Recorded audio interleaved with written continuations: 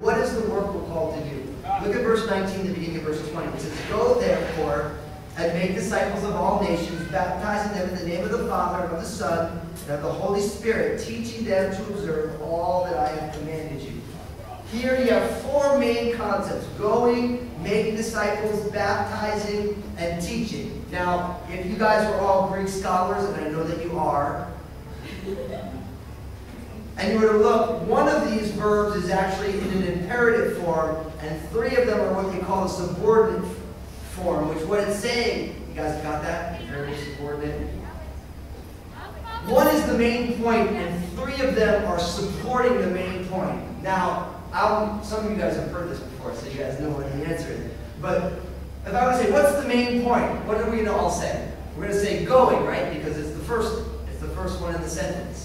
But really, the imperative is making disciples.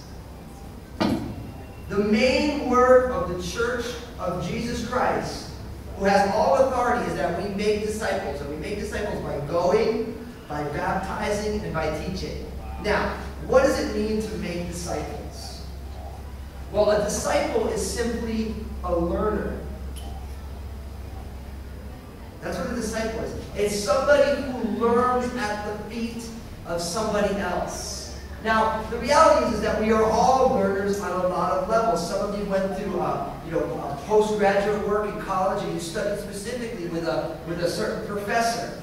In some ways, you became their quote-unquote disciple. You learned what they had to offer. Now, the church is not called to make learners of the church. No, the church is called to make learners of Jesus. So our job is to connect people with Jesus, that they may follow him and learn of Jesus from Jesus himself. See, when we come together, I'm not looking to make anybody a disciple of Calvary San Francisco. Our job as Calvary San Francisco is to be a group of people who are together, all of us as learners of Jesus.